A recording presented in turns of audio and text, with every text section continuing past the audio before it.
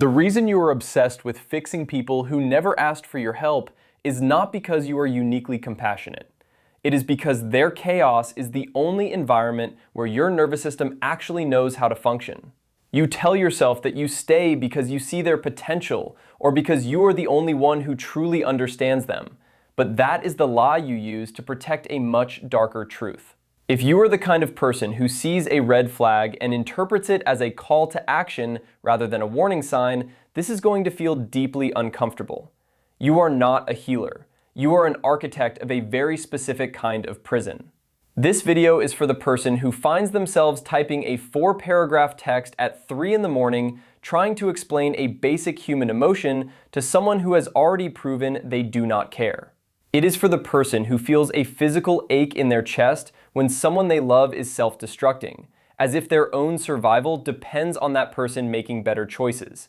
You probably never say this out loud, but you feel like if you could just find the right combination of words, you could unlock the version of them that you see in your head. But the reason you cannot let go has nothing to do with their potential, and everything to do with your own fear of being unnecessary. There is a specific feeling that happens the moment you identify a project person. It is a strange rush of adrenaline mixed with a heavy sense of purpose. You notice the cracks in their story or the gaps in their emotional maturity, and instead of walking away, your mind begins to calculate the repair costs. This is the first sign of the pattern. You are currently in a cycle where you confuse being needed with being loved.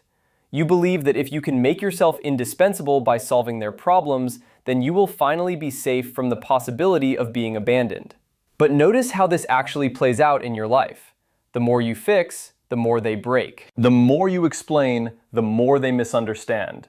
It is as if you are trying to fill a bucket with a massive hole in the bottom, and instead of putting the bucket down, you are just trying to pour the water faster. Psychologists have a name for this specific drive, but we are not going to talk about the label yet. We are going to talk about why your brain is convinced that your own peace of mind is a secondary priority to someone else's stability. There is a hidden mechanism at work here that makes this behavior feel like a moral obligation.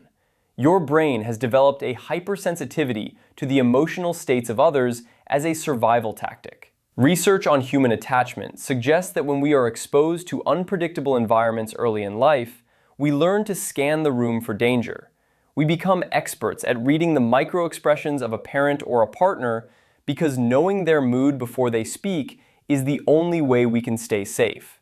This creates a neural pathway where your own sense of calm is tethered to the person across from you. If they are okay, you are allowed to breathe. If they are in crisis, your system goes into a high alert state that can only be deactivated by fixing the problem. This is why you cannot just let it go. To your nervous system, letting them fail feels like letting yourself die. It is not love. It is a biological, frantic attempt to regulate your own internal world by controlling the external world. You have become a servant to their dysfunction because you have no idea how to exist in a space that is quiet and healthy. Think about the one person in your life right now who takes up 80% of your mental energy. The one whose problems you discuss more than your own dreams. In the comments below, write out the one thing you have been waiting for them to change so that you can finally be happy. Do not filter it. Just admit the one change you are holding your breath for. The reality of being a fixer is that you are often the most exhausted person in every room you enter. You carry a mental inventory of everyone else's triggers and traumas and unpaid bills, while your own needs sit in a corner collecting dust. You have developed a specific identity as the strong one, or the reliable one, or the one who has it all figured out. But this identity is a mask. It is a way to ensure that no one ever looks too closely at you. As long as you are busy fixing them, no one notices that you are falling apart. This is a form of emotional avoidance that looks like productivity. It is much easier to analyze someone else's childhood trauma than it is to sit with the fact that you feel completely empty when you are alone. You have created a life where you are the supporting character in everyone else's drama, because being the protagonist of your own life is too terrifying. If you stop fixing, you have to start feeling. Your mind is currently trapped in what behavioral science calls intermittent reinforcement. This is the same mechanism that keeps people addicted to slot machines. You get a tiny glimmer of progress from the person you are trying to fix. They have one good day.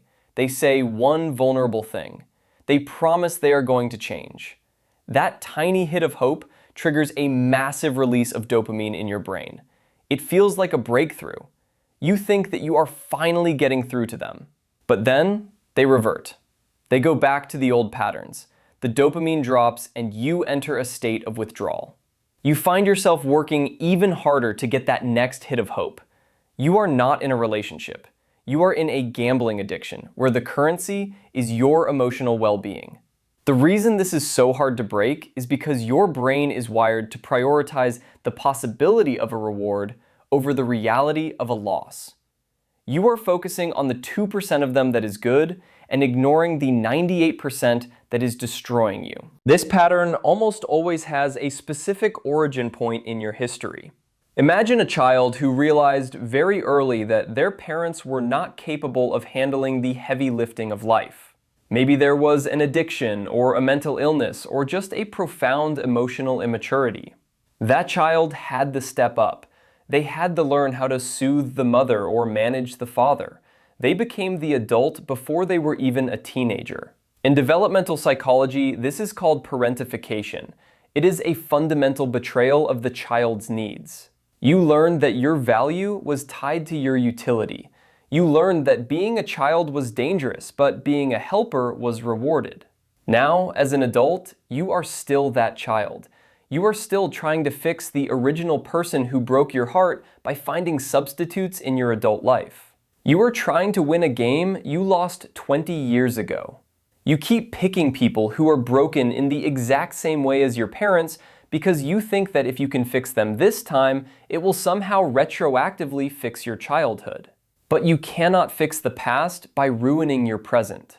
Every time you overextend yourself for someone who is not doing the work, you are essentially telling your inner child that they are still not enough on their own.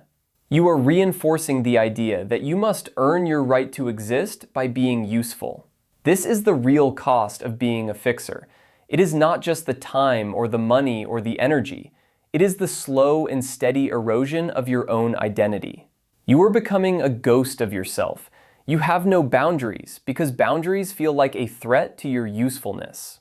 You think that saying no will make you lose them, but the truth is, you have already lost yourself.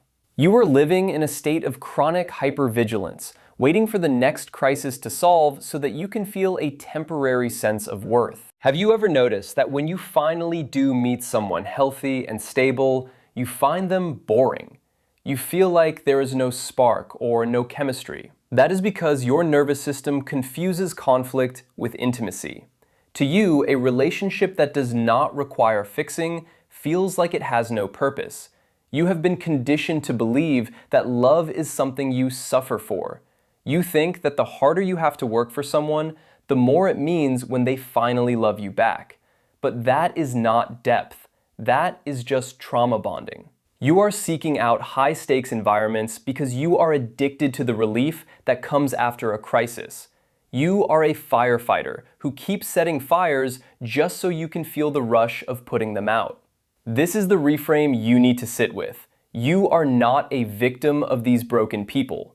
You are an active participant who is using them to regulate your own internal chemistry. When was the last time you spent an entire day focusing only on what you wanted without checking in on how someone else was feeling? When was the last time you felt okay with someone being mad at you? If the thought of someone being disappointed in you makes your skin crawl, you are not a helper. You are a people pleaser with a savior complex. You are trying to manage their emotions so that you don't have to deal with the discomfort of their disapproval. This is actually a very subtle form of control. You are not allowing the people in your life to face the consequences of their own actions. You are robbing them of the growth that comes from hitting rock bottom. By catching them every time they fall, you are ensuring that they never learn how to stand. You think you are being supportive, but you are actually being an enabler of their stagnation. There is a psychological concept called the drama triangle. It consists of the victim, the persecutor, and the rescuer. You have spent your entire life in the rescuer position, but the rescuer always eventually becomes the victim. You start to feel resentful. You wonder why no one is doing for you what you do for them. You feel used and unappreciated. But then you turn into the persecutor. You lash out. You become critical and controlling because you are so frustrated that they won't change. And then the cycle starts all over again. The only way to win this game is to step off the triangle entirely. It requires you to accept a very painful reality. Some people are not going to change. Some people are going to stay broken. And some people will choose their dysfunction over your love every single time. Your belief that you can save them is actually a form of arrogance. It assumes that you know what is best for them more than they do. The weight you are carrying is not yours to hold. You have been walking around with a backpack full of other people's stones, and you are wondering why your back is breaking. You think that if you drop the backpack, the people behind you will stop walking. And the truth is, some of them will. Some people are only in your life because you are a convenient place for them to dump their problems. When you stop being a trash can, they will find somewhere else to go. This is the filtering process that you have been avoiding. You are terrified of the silence that will happen when the noise of everyone else's drama stops. You are terrified that if you are not a fixer, you are nothing. But the silence is where you actually begin. We talk about letting go as if it is a single event, a moment of clarity where we just walk away. But letting go for a fixer is a slow and agonizing process of grieving a version of someone that never actually existed. You have to mourn the potential you saw. You have to admit that the person you fell in love with was a character you invented based on what you thought they could be. You have to look at the person in front of you exactly as they are right now, without the filters and without the excuses. If they never changed another thing for the rest of their lives, would you still want to be there? If the answer is no, then you are not in love with them. You are in love with a project, and people are not projects. They are autonomous beings with the right to be as messy and as broken as they choose to be. Your nervous system is currently wired for war. It is waiting for the next explosion. It is waiting for the next reason to jump into action. Healing for you is going to feel like boredom at first. It is going to feel like a strange emptiness. You will feel the urge to reach out to the person you are trying to fix just to check in. That is not love. That is your addiction calling you back to the slot machine. You have to learn how to sit in the discomfort of someone else's pain without trying to take it away. You have to learn how to be a separate person. This is the hardest work you will ever do, because it requires you to turn all that analytical power and all that obsessive focus inward. It requires you to fix the one thing you have been avoiding your entire life: yourself.